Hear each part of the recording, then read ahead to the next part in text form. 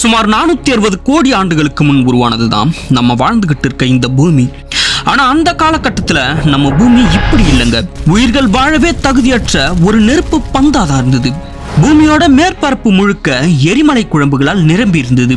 காற்றுக்கு பதிலாக carbon tie ஆக்சைடும் nitrogen கேஸும் பரவி பூமியோட வெப்பநிலை சுமார் 4700 டிகிரி செல்சியஸா கொதிச்சுக்கிட்டு இருந்தது. இப்படி உயிர்கள் வாழவே தகுதியற்ற நிலையில இருந்த நம்ம பூமி கடந்த 460 கோடி ஆண்டுகள்ல எப்படி கொஞ்சம் கொஞ்சமா எவல்யூஷன் ஆகி உயிர்கள் வாழக்கூடிய ஒரு கிரகமா மாறிச்சு.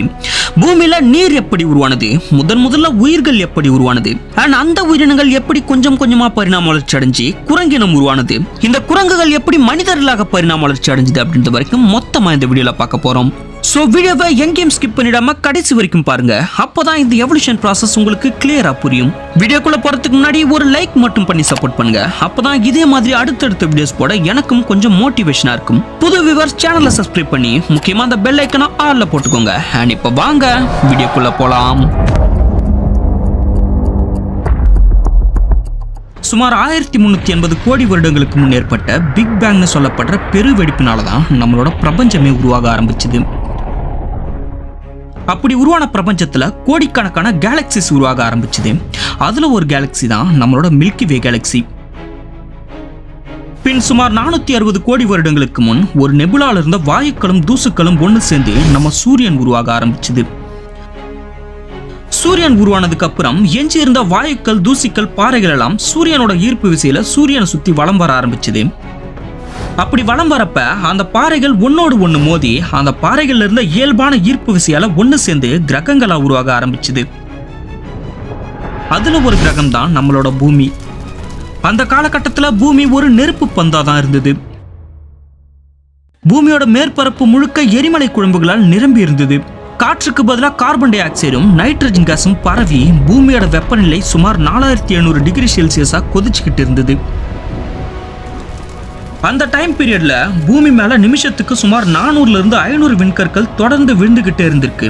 விழுற விண்கற்கள் எல்லாமே மெல்ட் ஆகி பூமிக்குடியே இணைஞ்சி பூமியோட நிறையும் அதிகரிச்சுக்கிட்டே இருந்திருக்கு.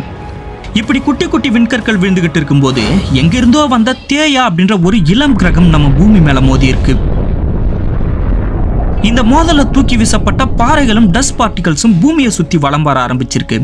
அப்படி வலம் வந்த தூசிகளும் பாறைகளும் ஒண்ணு சேர்ந்துதான் நிலவா உருவாகி இருக்கு. ஆரம்ப காலத்துல பூமி மாதிரியே நிலவும் ஒரு நெருப்பு பந்தாதான் இருந்துச்சு. ஆனா விண்வெளியோட அதிகப்படியான குளிர்ச்சினால நிலவோட வெப்பநிலை சீக்கிரமாவே படிப்படியாக குறைஞ்சி முழு நிலவா மாறி இருக்கு. அண்ட் நிலவு உருவான புதுசுல அது பூமிக்கு ரொம்பவே பக்கத்துல, அதாவது சில ஆயிரம் கிலோமீட்டர் தூரத்துல தான் இருந்திருக்கு. கோடிக்கணக்கான வருடங்கள் போக போக நிலவு பூமியை விட்டு கொஞ்சம் கொஞ்சமா விலகி போய் இன்னைக்கு 3,86,000 கிலோமீட்டர் தூரத்துல இருக்கு. இன்னமும் வருஷத்துக்கு 3.8 சென்டிமீட்டர் தூரம் விலகி போய்கிட்டு தான் இருக்கு.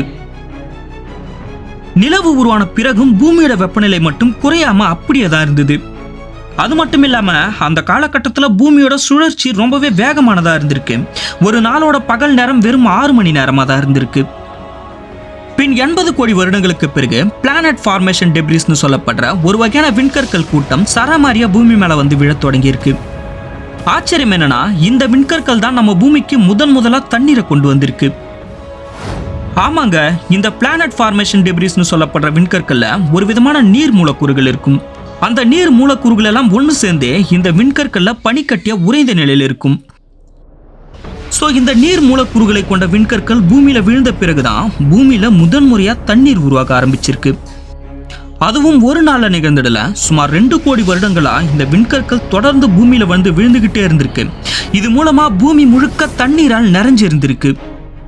சோ இன்னைக்கு கடல்ல இருக்க நீர்ல இருந்து நம்ம குடிச்சுக்கிட்டு இருக்க நீர் வரைக்கும் எதுவுமே நம்ம பூமிக்கு சொந்தமானது கிடையாதுங்க. எல்லாமே விண்வெளியில ஏதோ ஒரு பகுதியில இருந்து வந்து நம்ம பூமிக்கு உயிர் கொடுத்திருக்குன்னு தான் சொல்லி ஆகணும். இப்போ நிறைய பேருக்கு எழும்புற காமனான கேள்வி என்னவா இருக்கும்னா, விண்கற்கள்ல எப்படி தண்ணீர் இருந்திருக்கும்? அது மட்டும் இல்லாம 460 கோடி வருடங்களுக்கு முன் நடந்த எதையுமே நம்ம கண்களால பார்க்கல, அதுக்கான ஆதாரங்களும் எதுவுமே இல்லை அப்படின்றப்ப எப்படி நம்ம விஞ்ஞானிகளால் இதெல்லாம் சரியா சொல்ல முடியுது அப்படின்றதா தான் இருக்கும். அதுவும் எப்படின்னு சொல்றேன். நம்ம மில்கி வே கேலக்சில ஏதோ ஒரு மூலையில இருக்க ஒரு சின்ன புள்ளி தான் நம்மளோட சூரிய குடும்பம். சோ நம்ம கேலக்சில நம்ம சூரிய குடும்பம் மாதிரி கோடிக்கணக்கான சூரிய குடும்பங்கள் இருக்கு. அப்படி நம்ம சூரிய குடும்பத்தை தாண்டி வெளியில இருக்க மற்ற சூரிய குடும்பங்களையும் புதுசா உருவாக்கிக்கிட்டு இருக்க சில இளம் சூரிய குடும்பங்களையும் ஆராய்ச்சி செய்யும் போது அதுல இருக்க வாயுக்களும் தூசிகளும் எப்படி அந்த நட்சத்திரத்தை சுத்தி வருது, அதுல இருக்க விண்கற்கள் எல்லாம் சேர்ந்து எப்படி கிரகங்களா உருவாகுது, அந்த விண்கற்கள்ல நீர் மூலக்கூறுகள் எவ்வளவு இருக்கு, இந்த மாதிரி மற்ற சூரிய குடும்பங்கள்ல நடக்கிற ஒவ்வொரு நிகழ்வையும் வச்சுதான் நம்மளோட விஞ்ஞானிகள் நம்மளோட சூரிய குடும்பமும் அதோட ஆரம்ப காலத்துல இப்படி உருவாகி இருக்கலாம்னு ஒரு முடிவுக்கு வராங்க. சோ இந்த மாதிரி முந்தைய காலத்துல நம்ம பூமியில நடந்த எந்த ஒரு விஷயத்துக்கும் ஆதாரம் இல்லைனாலும் மற்ற இளம் சூரிய குடும்பங்கள் உருவாகிறத வச்சு இன்னைக்கும் நம்ம நிறைய விஷயங்களை கண்டுபிடிச்சுக்கிட்டு தான் இருக்கோம்.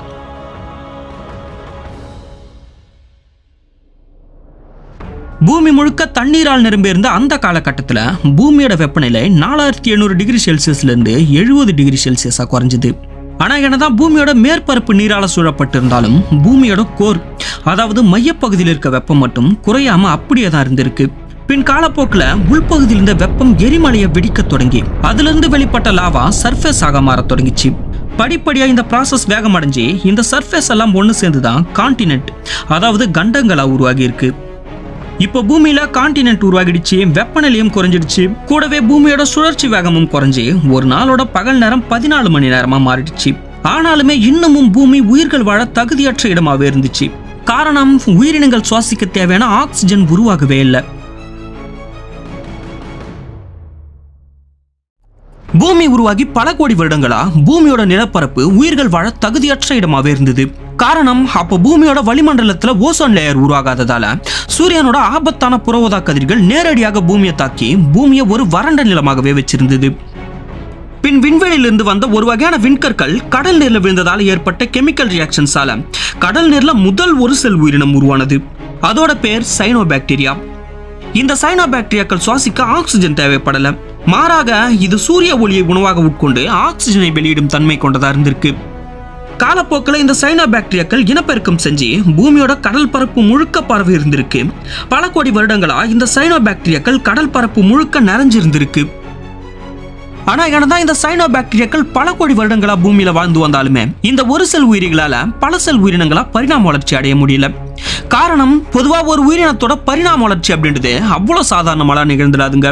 அந்த உயிரினங்கள் இப்போ வாழ்ந்துட்டு இருக்க சுற்றுச்சூழல் மாறி புதுசா வேறொரு சுற்றுச்சூழல் உருவாகும் போது அந்த கடினமான சுற்றுச்சூழலுக்கு தன்னை தயார்படுத்திக்க முயற்சிக்கும் போதுதான் அந்த உயிரினங்களோட பரிணமிக்கும் தன்மை தூண்டப்படும். இதுவே உயிரினங்களோட பரிணாம வளர்ச்சிக்கு முக்கிய காரணமா இருக்கு.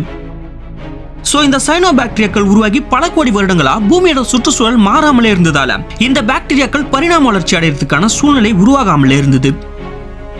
இப்படியே இருக்க சுமார் 70 கோடி ஆண்டுகளுக்கு முன் பூமியோட வெப்பநிலை -டிகிரி செல்சியஸ் ஆக குறைஞ்சி snowball earth time period start ஆச்சு.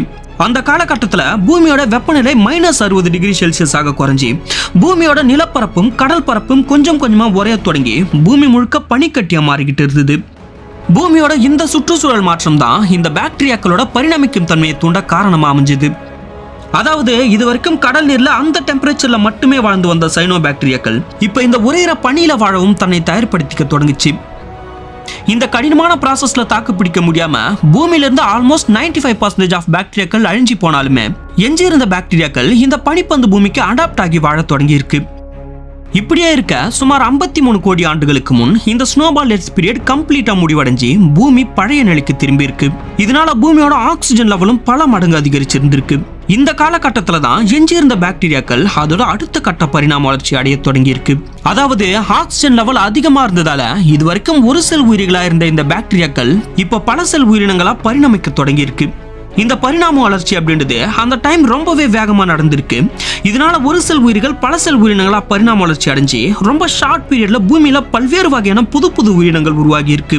கடல்வாழ் செடிகள், கொடிகள், தாவரங்கள், கூடவே ஆத்ரோபாட்ஸ், வார்ம்ஸ், ஸ்பாஞ்சஸ், ட்ரைலோபைட்ஸ், பிகாயா, அனோமலகரிஸ், விவாக்சியா போன்ற பல்வேறு உயிரினங்கள் உருவாகி இருக்கு. இப்போ உருவான உயிரினங்கள் காலப்போக்கில் உணவுக்காக தன்னை விட சின்ன உயிரினங்களை வேட்டையாட தொடங்கி இருக்கு. இந்த டைம் பீரியட த கேம்பிரியன் எக்ஸ்ப்ளோஷன் சொல்றாங்க. ஏன்னா இறை மற்றும் வேட்டைக்காரன் ரெண்டுமே உருவான காலம் அது. இப்போ உருவான உயிரினங்கள்லயே ஆனமலகரிஸ் அப்படின்ற இந்த உயிரினம் தான் தலை சிறந்த வேட்டையாளியா இருந்தது. இது நீங்க நினைக்கிற மாதிரி சின்ன சைஸ்லாம் இல்லைங்க, ஒரு முழுசா வளர்ந்த மனிதனை விட பெரிய சைஸ்ல கிட்டத்தட்ட 7 அடி உயரத்தில் இருந்திருக்கு. சோ இதை விட சின்ன சைஸ்ல இருந்த வார்ம்ஸ், ட்ரைலோபைட்ஸ் போன்ற உயிரினங்களை ஈஸியா வேட்டையாடி தின்னுட்டு இருந்திருக்கு. இப்படி கடல்ல பல வகையான உயிரினங்கள் உருவாகி பெருகிட்டு இருந்த இந்த காலகட்டத்திலும் பூமியோட நிலப்பரப்புல மட்டும் எந்த ஒரு உயிரினமும் உருவாகாம ஒரு வறண்ட பாலைவனம் மாதிரி தான் இருந்திருக்கு. காரணம் சூரியனோட ஆபத்தான புற ஊதா கதிர்கள். அப்ப கடலோட மேற்பரப்பு முழுக்க பாசி மற்றும் பூஞ்சைகளால் மூடப்பட்டு இருந்தது. இதனால பூமியோட ஆக்சிஜன் லெவலும் அதிகரிச்சுக்கிட்டே இருந்தது. பின் காலப்போக்கில் பூமியோட ஆக்சிஜன் லெவல் பல மடங்கு அதிகரிச்சதால அட்மாஸ்பியர்ல இருந்து அதிகப்படியான ஆக்சிஜன் ரேடியேஷனோட சேர்ந்த ரியாக்ஷன்ல ஓசோன் லேயர் உருவாக தொடங்கி இருக்கு. பின் இந்த ஓசோன் லேயர் பூமியை சுற்றிலும் திக்கா உருவானதால சூரியனோட புற ஊதா கதிர்கள் பூமியில படுறது தடுத்து நிறுத்தப்பட்டது. அதன் பிறகுதான் பூமியோட நிலப்பரப்பிலும் உயிர்கள் வாழ தகுந்த சூழ்நிலை உருவானது. இதனால கடல் பரப்புல மட்டும் பரவி இருந்த பாசிக்களும் பூஞ்சைகளும் இப்ப நிலப்பரப்பிலும் பரவ தொடங்கி இருக்கு. பின் இந்த பாசிக்களும் பூஞ்சைகளும் சின்ன சின்ன தாவரங்களா மாறி இருக்கு. இந்த சின்ன தாவரங்கள் பிற்காலத்துல 100 அடி மரங்களாக மாறி இருக்கு. இந்த உயரமான மரங்களின் தொகுப்பு காடுகளாகவும் மாறி இருக்கு. அது இப்ப இருக்க காடுகளை விடவே ரொம்பவே அடர்ந்த காடுகளா இருந்திருக்கு. இது ஒரு பக்கம் நடந்துகிட்டு இருக்க தண்ணீர்ல வாழ்ந்து வந்த உயிரினங்களோட எண்ணிக்கை அதிகரிச்சுக்கிட்டே இருந்தது. அதுல வேட்டையாளிகளா இருந்த ராட்சத உயிரினங்களோட சைஸும் ரொம்பவே பெருசா வளர்ந்து இருந்தது. அதாவது இன்னைக்கு பூமியில இருக்க கிரேட் ஒயிட் ஷார்க்கை விட பல மடங்கு பெருசா இருந்தது. காலப்போக்கில் கடல்ல இருந்த வேட்டையாளிகளோட ஆதிக்கம் அதிகரிக்கவே சின்ன சின்ன உயிரினங்கள் எல்லாம் இதுங்க கிட்ட இருந்து தப்பிக்க இடம் தேடி அலைய ஆரம்பிச்சது. அந்த சூழ்நிலையில தான் கடல்ல வாழ்ந்து வந்த டிக்டலிக் அப்படின்ற ஒரு மீன் வகை உயிரினம் முதன்முறையா நிலப்பரப்புல மடி எடுத்து வச்சுது. இதுதான் கடல்ல இருந்து நிலப்பரப்புக்கு வந்த தாவரம் அல்லாத முதல் உயிரினமும் கூட. பின் இந்த உயிரினம் நிலத்தையே தன்னோட இருப்பிடமாகவும் மாத்திட்டு இருக்கு. காலப்போக்கில் இந்த உயிரினமே பரிணாம வளர்ச்சி அடைஞ்சு ரெப்டைல்ஸ், ஆர்த்ரோபாட்ஸ் போன்ற பல்வேறு வகையான உயிரினங்களும் உருவாக தொடங்கி இருக்கு. ஆனா இதுங்களால உருவாக்கப்பட்ட உலகம் ஒரு தொடக்கமாக தான் இருந்தது. ஏன்னா பூமியோட நிலப்பகுதி இன்னும் சில ஆண்டுகள்லயே மாற இருந்தது. இப்ப உருவான விலங்குகள் அதுங்களோட வீடுகளையும் உருவாக்க தொடங்கிச்சு. டெக்னிக்கலி இதுங்களை விலங்குகள்னு சொல்ல முடியாது. ஏன்னா இதுங்களோட சைஸ் தான் விலங்குகள் மாதிரி இருந்தது. ஆனா இதுங்க எல்லாமே பூச்சிகள் தான். இதுங்க சைஸ்ல ரொம்பவே பெருசா இருந்ததாலேயே அன்றைய பூமியை இதுங்களே ஆட்சி செய்ததுங்க. உதாரணத்துக்கு இந்த மில்லிபேடை சொல்லலாம். இது பார்க்க ஒரு சின்ன மரவட்ட மாதிரி தானே இருக்கு.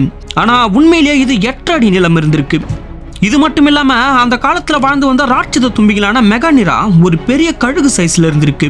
அண்ட் இது தவளைகளை வேட்டையாடி தின்னக்கூடியதாகவும் இருந்திருக்கு. அண்ட் ஜாக்லோப்டரஸ் அப்படின்ற ஒரு ராட்சத தேல் வகையும் வாழ்ந்திருக்கு.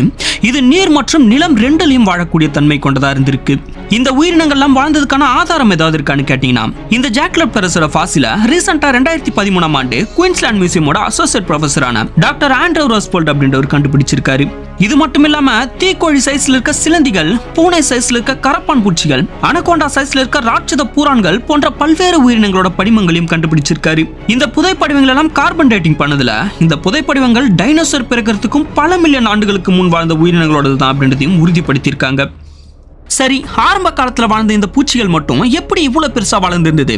இதுக்கான காரணம் என்னன்னு கேட்டீங்கன்னா, ஒன்னு அந்த காலத்துல இருந்து அதிகப்படியான ஆக்சிஜன் லெவல், இன்னொன்னு அந்த உயிரினங்களோட ரெஸ்பிரேட்டரி சிஸ்டம். அதாவது இந்த உயிரினங்கள் எதுக்குமே நம்மள போல நுரையீரல் கிடையாது. இதனால இதுங்க மூக்கு வழியா சுவாசிக்காதுங்க. அதுக்கு பதிலா அதுங்களோட தோல் மூலமா சுவாசிக்கிற உடலமைப்பை கொண்டு இருந்ததுங்க. கிளியரா சொல்லணும்னா இந்த பூச்சிகளோட தோல்ல ஸ்பிராக்கல்ஸ்னு சொல்லப்படுற சின்ன சின்ன துளைகள் நிறைய இருக்கும். இந்த துளைகள் மூலமா தான் இதுங்க சுவாசிச்சு உயிர் வாழ்ந்துகிட்டு இருந்திருக்குங்க. அண்ட் அந்த காலத்துல பூமியில இருந்த ஆக்சிஜன் லெவல் இப்ப இருந்ததை விட 15% அதிகமா இருந்திருக்கு. சோ அதிக ஆக்சிஜன் இருந்த காலத்துல இந்த பூச்சிகளோட சைஸ் பெருசாகவும், குறைஞ்ச ஆக்சிஜன் இருக்க காலத்துல அதாவது இப்ப சின்னதாகவும் இருக்கு.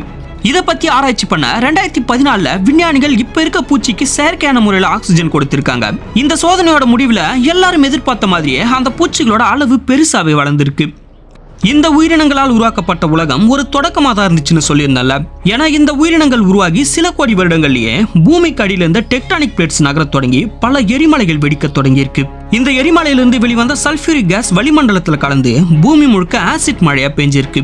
இது மூலமா வளிமண்டலத்துல கார்பன் அளவு அதிகரிச்சு ஆக்சிஜனோட லெவல் படிப்படியா குறைஞ்சிக்கிட்டே வந்திருக்கு. இது மிகப்பெரிய மாஸ் எக்ஸ்டென்ஷனையே ஏற்படுத்துச்சு. அதாவது இதன் விளைவா அப்ப பூமியில வாழ்ந்து வந்த 95% உயிரினங்கள் அழிஞ்சு போயிருக்கு. பொதுவா பூமியில ஏற்படுற எல்லா பேரழிவுகளையும் அதிகபட்சம் எல்லா பெரிய உயிரினங்களும் பெரும்பாலும் அழிஞ்சு போயிடும். சின்ன சைஸ்ல இருக்க சில உயிரினங்கள் மட்டும் எங்கேயாவது ஒளிஞ்சிக்கிட்டு ஒரு நல்ல சுற்றுச்சூழல் அமைப்பை உருவாக்கி உயிர் வாழ பழகி கொள்ளும். அப்படி இந்த மாஸ் எக்ஸ்டென்ஷன்ல தப்பிச்சு வாழ்ந்து வந்த சில சின்ன சின்ன உயிரினங்கள் காலப்போக்கில் மீண்டும் இனப்பெருக்கம் செய்ய தொடங்கி இருக்கு. இதுல இருந்து பரிணாம வளர்ச்சி அடைஞ்ச காலம் தான் மெசோசாயிக் பீரியட்னு சொல்லப்படுது. அதாவது பூமியில டைனோசர் போன்ற ராட்சத உயிரினங்கள் பரிணமித்த காலம். இந்த டைனோசர் இனத்திலேயே பல்வேறு வகையான டைனோசர்கள் வாழ்ந்து வந்தது. வித்தியாசமான சைஸ்ல, வித்தியாசமான ஷேப்ல, வித்தியாசமான கலர்லன்னு ஏகப்பட்ட வகையான டைனோசர்கள் வாழ்ந்து வந்தது. இந்த டைனோசர் இனம் பூமியில உருவான காலத்திலிருந்தே சுமார் 17 கோடி வருடங்களா எந்த ஒரு தொந்தரவும் இல்லாம எந்த ஒரு ஆபத்தும் இல்லாம இந்த பூமியில சுதந்திரமா சுத்தி தெரிஞ்சது. சொல்ல போனா அந்த காலத்துல டைனோசர்களுக்கு நம்ம பூமி ஒரு சொர்க்கம் மாதிரி தான் இருந்தது. ஆனா டைனோசர்களோட இந்த சந்தோஷமான வாழ்க்கை ரொம்ப வருஷம் நீடிக்கல. ஏன்னா டைனோசர்களை எதிர்த்து நிக்க கூட பூமியில யாருமே இல்லாத போது அந்த இனத்தையே பூமியிலிருந்து ஒட்டுமொத்தமா அழிக்க வானத்திலிருந்து ஒரு மிகப்பெரிய விண்கல் பூமியை நோக்கி பயங்கர வேகத்துல வந்துகிட்டு இருந்தது. இந்த விண்கலோட சைஸ் மட்டுமே சுமார் 10 கிலோமீட்டர் லென்த்ல இருந்திருக்கு. அண்ட் இதோட வெயிட் 1 ட்ரில்லியன் கிலோகிராம் அளவுக்கு இருந்திருக்கு. இவ்வளவு பெரிய பிரம்மாண்ட விண்கல் விண்வெளியிலிருந்து நம்ம பூமியை நோக்கி சுமார் 70,000 கிலோமீட்டர் வேகத்துல 30 டிகிரி ஆங்கிள் வந்துகிட்டு இருக்கு. அந்த விண்கல் நம்ம பூமியோட அட்மாஸ்பியர்ல என்டர் ஆனதுமே அட்மாஸ்பியர்ல இருக்க காற்றோட உராய்வு விசையால தீப்பிடிச்சு எரிக்கல்லா மாதிரி கொழுந்து விட்டு எரிஞ்சுக்கிட்டே வர ஆரம்பிச்சிடுச்சு. அந்த வெப்பத்தோட அளவு சுமார் 20,000 டிகிரி செல்சியஸ்ல இருந்திருக்கு. அதாவது சூரியனோட மேற்பரப்புல இருக்க வெப்பத்தை விட 4 மடங்கு அதிகமா இருந்திருக்கு. இப்போ இந்த விண்கல் எக்ஸாக்டா பூமியில கல்ஃப் ஆஃப் மெக்சிகோல இருக்க யுகாட்டன் பெனிசுலா அப்படின்ற இடத்தை நோக்கி தான் வந்துகிட்டு இருக்கு. இது அட்மாஸ்பியர்ல என்டர் ஆனதுமே அதோட அந்த பிரம்மாண்ட சத்தம் அந்த பகுதியில் இருக்க எல்லா டைனோசர்களோட காதுகளையும் ஒரு மிகப்பெரிய அதிர்வலையை உண்டாக்குது. அந்த அதிர்வலைகள் கேட்ட அடுத்த செகண்டே நம்மளை நோக்கி ஏதோ ஒரு பெரிய ஆபத்து வரப்போகுதுன்னு உணர்ந்து அந்த பகுதியில் வாழ்ந்த எல்லா உயிரினங்களும் சில சின்ன சின்ன டைனோசர்களும் பாதுகாப்பான இடங்களை தேடி ஓடி ஒளி ஆரம்பிக்குது. ஆனா பெரிய சைஸ்ல இருக்க டைனோசர்கள்லாம் அந்த அதிர்வலைகள் எங்க இருந்து வருதுன்னு வானத்தை நோக்கி பாக்குது. அப்படி பார்க்கும்போது வானத்துல மழை அளவு பெருசா இருக்க ஒரு எரிக்கல் நம்மளை நோக்கி வந்துகிட்டு இருக்கு அப்படின்றத உணருது. உடனே இங்க இருந்து எப்படி தப்பிக்கணும்னு யோசிக்கிறதுக்குள்ளேயே அந்த டைனோசர்கள் உட்பட அந்த எரிக்கல் தாக்க போற இடத்துக்கு எக்ஸாக்டா கீழே இருந்த எல்லா உயிரினங்களும் ஒரு செகண்ட்லயே அப்படியே பஸ்பமாகி காத்தோட காத்தா கலந்துட்டு இருக்கு. ஏன்னா 20,000 டிகிரி செல்சியஸ் வெப்பத்தோடு எரிஞ்சிட்டு வர விண்கல் வளிமண்டலத்தில் இருக்க மொத்த காற்றையுமே கம்ப்ரஸ் பண்ணி அந்த பகுதியில் இருக்க காற்றுமே 1000 டிகிரி செல்சியஸ் வெப்பநிலைக்கு மாறிடுச்சு. சோ அந்த அதீத வெப்பத்திலேயே எல்லா உயிரினங்களும் பஸ்பமாகி காற்றோட காற்றா கலந்துட்டு இருக்கு. இது நடந்து சில வினாடிகளுக்கு பிறகுதான் அந்த விண்கல் பயங்கர வேகத்துல வந்து நம்ம பூமியில மோதி இருக்கு. அந்த விண்கல் மோதின அடுத்த செகண்டே எக்கச்சக்கமான ஹீட் எனர்ஜி வெளிப்படுத்தியிருக்கு. அது பல மில்லியன் நியூக்ளியர் பாம்போட தாக்கத்துக்கு சமமா இருக்கும்னு சொல்லப்படுது. அதாவது ஹீரோஷிமால போட்ட நியூக்ளியர் பாம் மாதிரி 10 மில்லியன் அணுகுண்டுகளை ஒரே நேரத்துல ஒரே இடத்துல போட்டா எப்படி இருக்குமோ அந்த அளவுக்கு எக்ஸ்ட்ரீம் எனர்ஜியை வெளிப்படுத்தியிருக்கு. அந்த எரிக்கல் பயங்கர ஃபோர்ஸா வந்து மோதினதால அந்த பகுதியை சுத்தி 800 கிலோமீட்டர் சுற்றளவுக்கு 300 டிகிரி செல்சியஸ் ஹீட் எனர்ஜி பரவி அந்த பகுதியில இருந்த மரங்கள், செடிகள், விலங்குகள் போன்ற எல்லாத்தையும் பஸ்பமாக்கிடுச்சு. அந்த நொடியில ஏற்பட்ட வெளிச்சமானது கல்ஃப் ஆஃப் மெக்சிகோவை சுத்தி வானத்தையே வெளிச்சமாக்கிடுச்சு. இந்த இம்பாக்டால ஏற்பட்ட தெர்மல் ரேடியேஷன் லைட்டோட ஸ்பீட்ல டிராவல் பண்ணி 1500 கிலோமீட்டர் சுற்றளவுக்கு பெரிய பாதிப்பு ஏற்படுத்திச்சு. இந்த பாதிப்பு இதோட முடிஞ்சிடல. இந்த ஆஸ்ட்ராய்டு அவ்வளவு வேகத்துல வந்து மோதினதால அந்த இடத்துல 20 இருந்து 25 கிலோமீட்டர் அளவுக்கு ஒரு மிகப்பெரிய பள்ளம் உருவாச்சு. அந்த பள்ளத்தோட அகலம் மட்டுமே சுமார் 100 கிலோமீட்டர் இருக்கும். அண்ட் இந்த ஆஸ்ட்ராய்டு மோதின இம்பாக்ட பூமியில எல்லா பகுதிகளில் இருந்த உயிரினங்களும் உணர்ந்திருக்கும். ஏன்னா அந்த டைம்ல பல மில்லியன் வருடங்களை எந்த ஒரு உயிரினமும் பார்க்காத அளவுக்கு ஒரு மிகப்பெரிய நிலநடுக்கம் ஏற்பட்டது. அந்த நிலநடுக்கத்தோட அளவு 11 மேக்னிடியூட் வரைக்கும் இருந்திருக்கு. அது மட்டும் இல்லாம இந்த விண்கல் கடலோர பகுதியில விழுந்ததால அது சுற்றுவட்டார பகுதியில மிகப்பெரிய சுனாமி அலைகளை உருவாக்குச்சு. அந்த சுனாமியோட ஹைட் மட்டுமே கிட்டத்தட்ட 1000 அடி உயரத்தில் இருந்திருக்கு. இந்த சுனாமி அலைகள் சுமார் 16 கிலோமீட்டர் தூரம் வரைக்கும் டிராவல் பண்ணிருக்கு. அண்ட் அது போற வழியில இருக்க எல்லாத்தையுமே அடிச்சு கொண்டு போயிருக்கு. அந்த விண்கல் பூமியில வந்து மோதினது நம்ம தரையில ஒரு முழு தேங்காயை ஃபோர்ஸா தூக்கி போட்டு உடைச்சா எப்படி செதறுமோ அதே மாதிரி இந்த விண்கல்லும் பல பாகங்களா உடைஞ்சு பூமியோட எல்லா பக்கமும் செதறி போயிருக்கு. இப்படி சிதறி போனதுல சில பாகங்கள் பூமியோட எஸ்கேப் வெலாசிட்டியை தாண்டி பூமியை விட்டு வெளியவும் போயிருக்குன்னு சொல்லப்படுது. சில பாகங்கள் மட்டும் திரும்ப பூமியிலே வந்து விழுந்திருக்கு. அதெல்லாம் ஒரு நெருப்பு மழை மாதிரி பயங்கர நெருப்போட எரிஞ்சுக்கிட்டே பரவலா வந்து விழுந்திருக்கு. இந்த நிகழ்வு ரெயின் ஃபயர்னு சொல்லப்படுது. இதுல குறிப்பிட வேண்டிய விஷயம் என்னன்னா முதல் விண்கல் வந்து விழுந்தது இல்ல, அதை விடவே இந்த சிதறி போன விண்கல்கள் எல்லாம் திரும்பி வந்து விழுந்ததுதான் பூமியில ஒரு பிரளயத்தை உருவாக்கிடுச்சு. பிகாஸ் இந்த ரெயின் ஃபயர் நிறைய காடுகள்ல விழுந்து பெரிய ஃபாரஸ்ட் ஃபயரை ஏற்படுத்துச்சு. இதனால உலகம் முழுக்க இந்த காடுகள்ல மொத்தமா தீப்பிடிச்சு உலகம் முழுக்க பெரிய காட்டு தீயை உருவாகிடுச்சு. இந்த மிகப்பெரிய அளவிலான காட்டு தீயில சிக்கி எக்கச்சக்கமான உயிரினங்களும் சில பெரிய பெரிய டைனோசர்களும் உடல் பொசுங்கி பரிதாபமா இறந்து போச்சு. அதுல சில சின்ன சின்ன உயிரினங்கள் மட்டும் சுரங்கம், குழிகள், குகைகள் போன்ற இடங்கள்ல ஒளிஞ்சு உயிர் பிழைச்சிருக்கு. ஆனா அந்த உயிரினங்களுக்கு எல்லாம் தெரியாது இதை விட ஒரு மிகப்பெரிய ஆபத்து வரப்போகுதுன்னு. ஏன்னா ஒரு பக்கம் எரிக்கல் வந்து மோதினதால ஏற்பட்ட புகை, இன்னொரு பக்கம் காட்டு தீனால ஏற்பட்ட புகை, கூடவே எரிமலை வெடிப்புகளால ஏற்பட்ட புகை, இது எல்லாமே ஒன்னா சேர்ந்து பூமி முழுக்க அட்மாஸ்பியர்ல ஒரு டார்க்கான கிளவுடா ஃபார்ம் ஆகிடுச்சு. இந்த புகை மேகங்கள் ரொம்பவே அடர்த்தியா ஃபார்ம் ஆனதால சூரிய ஒளியை கூட தடுத்து நிறுத்திடுச்சு. அந்த காலகட்டத்துல பூமி ஒரு இருண்ட கிரகமா தான் இருந்தது. சூரிய ஒளி இல்லாததால பூமியில எஞ்சி இருந்த மரம், செடி, கொடிகளோட போட்டோசிந்தசிஸ் ப்ராசஸ் டோட்டலா ஸ்டாப் ஆகிடுச்சு. இதனால எஞ்சி இருந்த தாவரங்களும் கொஞ்சம் கொஞ்சமா அழிஞ்சுக்கிட்டே வந்தது. தாவரங்கள் இருந்த வரைக்கும் ஹெர்பியோரஸ்னு சொல்லப்படுற, அதாவது மரம் செடி கொடிகள் போன்ற தாவரங்களை சாப்பிட்டு வாழக்கூடிய தாவர உண்ணி வகை உயிரினங்கள் உயிர் வாழ்ந்து வந்தது. இப்ப தாவரங்களும் இல்லாததால போதிய உணவு கிடைக்காம ஹெர்பியோரஸ் இனமும் கொஞ்சம் கொஞ்சமா அழிஞ்சுக்கிட்டே வந்தது. ஹெர்பியோரஸ் அழிஞ்சு போனதால அதுங்களை சாப்பிட்டு வாழ்ந்து வந்த கார்னிவர்ஸ்னு சொல்லப்படுற மாமிச உண்ணிகளும் படிப்படி அழிஞ்சுக்கிட்டே வந்தது. சோ டோட்டல் எக்கோசிஸ்டமும் டவுன் ஆகிடுச்சு. இது நிலத்துல மட்டும் இல்லாம கடல்ல வாழ்ந்து வந்த உயிரினங்களுக்கும் பாதிப்பு ஏற்படுத்துச்சு. பிகாஸ் சூரிய வெளிச்சம் இல்லாததால கடல் வாழ் தாவரங்களும் இறந்து போச்சு. இதனால கடல்ல வாழ்ந்து வந்த பெரும்பாலான உயிரினங்களும் இறந்து போச்சு. இந்த நிலைமை கிட்டத்தட்ட 3 வருஷத்துக்கு தொடர்ந்து இருந்திருக்கு. 90% நம்ம பூமி இருளிலே தான் இருந்திருக்கு.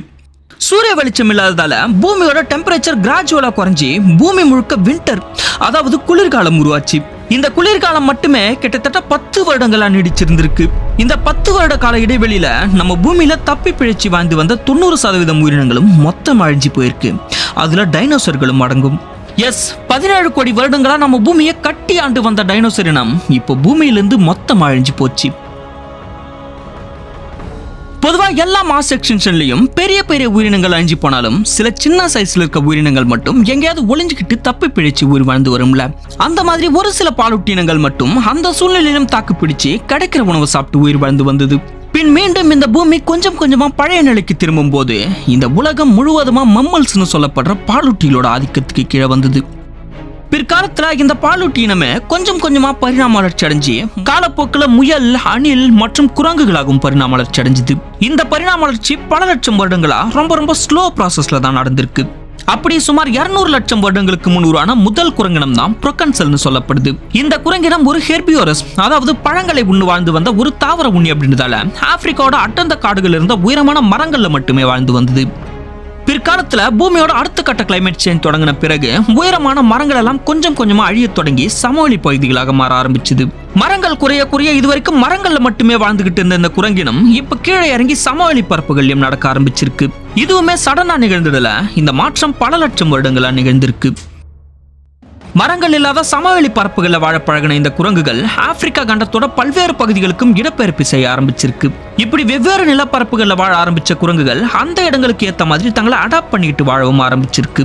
காலப்போக்கில் அதுங்க வாழ்ந்து வர சூழ்நிலைக்கு தகுந்த மாதிரி அதுங்களோட உடல் அமைப்பும் சின்ன சின்ன அளவுல பரிணாமம் அடைய ஆரம்பிச்சிருக்கு. அந்த வகையில தான் இதுவரைக்கும் 4 கால்கள்ல நடந்துகிட்டு இருந்த குரங்கினம் இப்ப 2 கால்கள்ல நடக்கவும் பழகி இருக்கு. பிகாஸ் இந்த குரங்குகள் தரையில 4 கால்களோட நடக்கும் போது எனர்ஜி அதிகம் குறையிற காரணத்தால கொஞ்சம் கொஞ்சமா 2 கால்கள்ல நடக்க ஸ்டார்ட் பண்ணிருக்கு. இந்த பரிணாம வளர்ச்சியில தான் சுமார் 40 லட்சம் வருடங்களுக்கு முன் 2 கால்கள்ல நடக்கக்கூடிய ஆர்டிபிதிகஸ் அப்படின்ற ஒரு குரங்கினம் உருவாகுது. இந்த ஆர்டிபிதிகஸ் தான் முதல்ல 2 கால்கள்ல நடந்த குரங்கினம். சோ இதுதான் மனித இனத்தோட முன்னோடினும் சொல்லப்படுது. இப்படி இந்த குரங்குகள் 2 கால்கள்ல நடக்க ஆரம்பிச்சதுமே உடனே மனிதனாக பரிணாம வளர்ச்சி அடைஞ்சதுல பார்க்க குரங்குகள் மாதிரி தான் இருந்தது. பிற்காலத்துல ஆப்பிரிக்க கண்டத்தோட கிளைமேட் சேஞ்சால அந்த நிலப்பரப்பு கொஞ்சம் கொஞ்சமா சூடாக தொடங்கிச்சு. இதனால அங்க வாழ்ந்து வந்த குரங்குகளோட உடல்ல இருந்த ரோமங்கள் கொஞ்சம் கொஞ்சமா உதிரவும் தொடங்கி இருக்கு. இது தரைப்பரப்புல நடக்க ஆரம்பிச்ச பிறகு இதோட உடல்ல இன்னும் கொஞ்சம் மாறுதல்கள் ஏற்பட்டு கால்களோட கட்டை விரல் முன்னோக்கி வளர தொடங்கி இருக்கு. இந்த பரிணாம வளர்ச்சி தான் ஆஸ்ட்ரலோபிதிகஸ்னு சொல்லப்படுது. இந்த ஆஸ்ட்ரலோபிதிகஸோட மண்டை ஓடுமே இதுக்கு முன்னாடி இந்த ஆர்டிபிதிகஸ் விட சைஸ்ல கொஞ்சம் பெருசா வளர்ச்சி அடைஞ்சிருந்தது. ஆர்டிபிதிகஸ் கூட கம்பேர் பண்ணும்போது இந்த ஆஸ்ட்ரலோபிதிகஸோட மூளை செயல்திறன் 20% அதிகரிச்சிருந்திருக்கு. ஆனா இது இப்ப இருக்க மனித மூளை கூட கம்பேர் பண்ணும்போது 60% கம்மி தான். இப்படிப்பட்ட இந்த குரங்கினம் ஆப்பிரிக்கால இருக்க மற்ற உயிரினங்கள் கூட சேர்ந்து வாழத் தொடங்குது. அதே சமயம் அடுத்த கட்ட பரிணாம வளர்ச்சியும் தொடங்குது. இது கத்துக்கிட்ட எல்லா விஷயங்களையும் அடுத்த ஜெனரேஷனுக்கும் கடத்த ஆரம்பிக்குது. சோ இதுல இருந்து தான் ஹோமோ எபிலிஸோட இனம் உருவாகுது. இந்த ஹோமோ எபிலிஸ் இனம் தான் முழுக்க தரையிலேயே வாழற அளவுக்கு எவால்வேட் ஆகியிருந்தாங்க. அண்ட் இந்த இனத்துக்கு ஹேண்டிமேன் அப்படின்ற இன்னொரு பேரும் இருக்கு. காரணம் முதல்ல கற்களை ஆயுதமா கையால கற்றுக்கொண்ட இனம் இதுதான். கற்களை ஆயுதமா பயன்படுத்தி வேட்டையாட ஆரம்பிச்சாங்க. மற்ற விலங்குகள் கிட்ட இருந்து தங்களை பாதுகாத்துக்கவும் செஞ்சாங்க. இப்படியே போக சுமார் 15 லட்சம் வருடங்களுக்கு முன் ஒரு முக்கியமான பரிணாமம் தொடங்குது. அதுதான் ஹோமோ எரெக்டஸ். இந்த ஹோமோ எரெக்டஸ் தான் கம்ப்ளீட்டா மனிதன் மாதிரி நிமிர்ந்து நடக்க ஆரம்பிச்சாங்க. அந்த வகையில இவங்க ஆப்பிரிக்கால இருந்து ஆசியா, ஐரோப்பா போன்ற கண்டங்களுக்கு இடம்பெயரவும் செஞ்சாங்க. அது மட்டும் இல்லாம இன்னொரு முக்கியமான விஷயம், இவங்க தான் முதல்ல நெருப்பு கையாளவும் கத்துக்கிட்டாங்க. சோ நெருப்போட உதவியால இவங்க வேட்டையாட உணவுகளை சுட்டு சாப்பிட ஆரம்பிச்சாங்க. ஹோமோ எரெக்டஸ் இனம் மட்டும் நிறைய புது விஷயங்களை கத்துக்கிறதுக்காக அதிகமா மூளையை யூஸ் பண்ண ஆரம்பிச்சாங்க. இதனால அவங்களோட செயல்முறைக்கு ஏத்த மாதிரி மூளை செயல்திறனும் அதிகரிச்சுக்கிட்டே வந்தது. இதன் மூலமா ஹோமோ எரெக்டஸ் அடுத்த கட்ட பரிணாம வளர்ச்சி அடைய தொடங்கினாங்க. அந்த வகையில இவங்களோட அடுத்த பரிணாமம் தான் ஹோமோ ஹெய்டல்பெர்கென்சிஸ். இந்த ஹோமோ ஹெய்டல்பெர்கென்சிஸோட மூளையும் மனிதர்களோட மூளையும் ஆல்மோஸ்ட் ஈக்குவலாவே இருந்தது. அண்ட் இவங்க தான் முதல்ல மனித இனத்துக்கு லாங்குவேஜ் அப்படின்ற ஒரு விஷயத்தை அறிமுகப்படுத்தினாங்க. கூடவே வரைபட குறிப்புகள் மூலம் கம்யூனிகேட் பண்ண கத்துக்கிட்டு இருக்காங்க. அண்ட் இவங்க கூட்டமா ஒரு கம்யூனிட்டியா ஃபார்ம் பண்ணி வாழ்ந்திருக்காங்க. இதுல இருந்து நிறைய வித்தியாசமான கம்யூனிட்டிஸ், அதாவது நேண்டர்தால், ஹோமோ ஸ்டன்டரஸ் போன்ற நிறைய வித்தியாசமான கம்யூனிட்டிஸா பிரிஞ்சு உலகம் முழுக்க பரவுறாங்க. ஆனா இவங்களோட அடுத்த கட்ட பரிணாம வளர்ச்சியான முதல் ஹோமோசேபியன்ஸ் ஆப்பிரிக்க கண்டத்துல தான் உருவானாங்க. இந்த ஹோமோசேபியன்ஸ் தான் மனிதர்களோட முன்னோடிகள்னு சொல்லப்படுது. அண்ட் இவங்க தான் முதல்ல விவசாயம் அப்படின்ற ஒரு விஷயத்தையே கண்டுபிடிச்சாங்க. விவசாயம் பண்ணி உணவு உற்பத்தி செஞ்சு அதை சாப்பிட்டு வாழ்ந்து வந்தாங்க. காலப்போக்கில் இந்த இனம் ஆப்பிரிக்கால இருந்து உலகத்தோட எல்லா பகுதிகளுக்கும் இடம்பெயரவும் ஆரம்பிச்சாங்க. அப்படி போற இடங்கள் எல்லாம் அந்தந்த இடத்துல இருக்க வெவ்வேறு கம்யூனிட்டிஸ் கூட சேர்ந்து பழகி அவங்களோட சந்ததியை பெரிதாக்கும் தொடங்கினாங்க. காலப்போக்கில் இந்த ஹோமோசேபியன்ஸ் கம்யூனிட்டி தான் உலகம் முழுக்க ஆதிக்கம் செலுத்தி நிலைச்சி வாழ்ந்து வந்தாங்க. அண்ட் இவங்க தான் மனித இனத்தையே முன்னோக்கி கொண்டு போனாங்க. மற்ற கம்யூனிட்டிஸ்லாம் கொஞ்சம் கொஞ்சமா குறைஞ்சி பின் முற்றிலுமா அழிஞ்சு போயிருக்காங்க. அவங்க எப்படி அழிஞ்சாங்க, அவங்களுக்கு என்ன ஆச்சு அப்படின்றது இதுவரைக்கும் கண்டுபிடிக்க முடியல. ஆனா இந்த ஹோமோசேபியன்ஸ் மட்டும் அழிஞ்சு போகாம இருக்க முக்கிய காரணம் இவங்க பூமியோட எல்லா பருவநிலை மாற்றத்துக்கும் ஏத்த மாதிரி தங்களை அடாப்ட் பண்ணிட்டு வாழ கத்துக்கிட்டாங்க. அதுக்கேத்த மாதிரி அவங்களோட உடல்லையும் சின்ன சின்ன மாற்றங்கள்லாம் ஏற்பட்டு ஒவ்வொரு தலைமுறையும் மேம்பட்டுக்கிட்டே வந்து பிற்காலத்துல ஒரு முழுமையான மனிதனா மாற்றம் அடைஞ்சிருக்காங்க. இப்படி முழுமையான மனிதனா மாறினதுமே இந்த எவல்யூஷன் ப்ராசஸ் ஸ்டாப் ஆகிடுச்சான்னு கேட்டீங்கன்னா அதுதான் இல்ல, இப்போ வரைக்கும் நிகழ்ந்துகிட்டு தான் இருக்கு. உதாரணத்துக்கு ஆஸ்திரேலியாவில் வாழ்ந்து வர மக்களுக்கு இன்னைக்கு இருக்க பூமியோட வெப்பநிலைக்கு ஏற்ற மாதிரி தான் உடம்பை மாற்றி அமைச்சுக்கிறதுக்கான தைராக்சின் அவங்க உடம்புல மாற்றம் அடைஞ்சிருக்கிறத கண்டுபிடிச்சிருக்காங்க. 40% ஆஸ்திரேலியன்ஸ்க்கு இந்த மாற்றம் ஏற்பட்டிருக்கிறத கண்டுபிடிச்சிருக்காங்க. அதே மாதிரி நேபாளில் வாழ்ந்து வர மக்களோட நுரையீரல் நம்ம கூட கம்பேர் பண்ணும்போது சைஸ்ல கொஞ்சம் பெருசாகிட்டே வரதையும் கண்டுபிடிச்சிருக்காங்க. பிகாஸ் அவங்க உயரமான பகுதியில் வாழ்ந்து வரதால அந்த சூழ்நிலைக்கு தகுந்த மாதிரி அவங்களோட உடல் தானாகவே தகவமைச்சுக்குது. இதெல்லாமும் ஒரு வகையான பரிணாம வளர்ச்சி தான். ஸோ இந்த மாதிரி எவல்யூஷன் தொடர்ந்து நடந்துகிட்டே தான் இருக்கு. அந்த வகையில இன்னும் ஒரு 50 இல்ல 100 லட்சம் வருடங்களுக்கு பிறகு மனிதன் அடுத்த கட்ட பரிணாம வளர்ச்சி அடைஞ்சிருக்கலாம். மனித உடல்ல ஏகப்பட்ட மாற்றங்களும் ஏற்பட்டு இருக்கலாம். சோ இந்த வீடியோவோட கன்க்ளூஷன் என்னன்னா, எந்த ஒரு குரங்கும் நேரடியாக ஒரு முழு மனிதனாக மாற்றம் அடைஞ்சிடல. அண்ட் உலகத்துல தோன்றிய முதல் மனிதன் அப்படின்னு யாருமே கிடையாது. சுமார் 200 லட்சம் வருடங்களுக்கு முன் வாழ்ந்த புரோகன்சல் அப்படின்ற பிரைமேட், அதாவது முதல் நிலை பாலூட்டில இருந்து பல்வேறு வகையான குரங்கினம் பரிணாம வளர்ச்சி அடைஞ்சிருக்கு.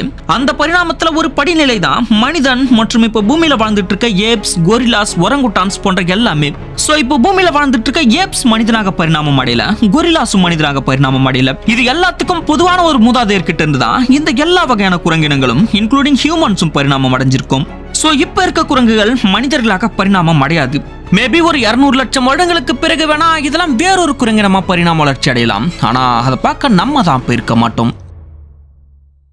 ஃபைனலா இதுல ஒரு கிரேசியான ஃபேக்ட் என்னன்னா, மனிதனம் எப்படி உருவாச்சு அப்படின்ற கேள்விக்கு குரங்குல இருந்து பரிணாமம் அடைஞ்சாங்கன்னு சொல்றது ஒரு ஃபுல் மூவியோட ஸ்டோரியில வெறும் கடைசி கிளைமேக்ஸ் மட்டும் எக்ஸ்பிளைன் பண்ற மாதிரி தான். பிகாஸ் பூமியில உருவான முதல் உயிர் ஒரு செல் உயிரிகளான சைனோபாக்டீரியாக்கள். பின் இந்த ஒரு செல் உயிரிகள் பரிணாம வளர்ச்சி அடைஞ்சு பல செல் உயிரிகளாகவும் பின் மீன்களாகவும் மாறி மீன் தரைக்கு வந்து பல வித்தியாசமான உயிரினங்களா மாறி கடைசியா தான் குரங்குகளாகவும் மனிதர்களாகவும் மாற்றம் அடைஞ்சிருக்கு. சோ அந்த வகையில பாக்டீரியால இருந்து தான் மனிதனே பரிணாம வளர்ச்சி அடைஞ்சிருக்கான்னு தான் சொல்லி ஆகணும். சோ இந்த எவல்யூஷன் ப்ராசஸ் இப்போ உங்களுக்கு கிளியரா புரிஞ்சிருக்கும்னு நம்புறேன். அப்படி புரிஞ்சிருந்தா என்னோட இந்த எக்ஸ்பிளனேஷனுக்கு அவுட் ஆஃப் 10க்கு எத்தனை மார்க் கொடுப்பீங்க அப்படின்றத கமெண்ட்ல சொல்லிட்டு போங்க. நான் உங்களை அடுத்த வீடியோல மீட் பண்றேன்.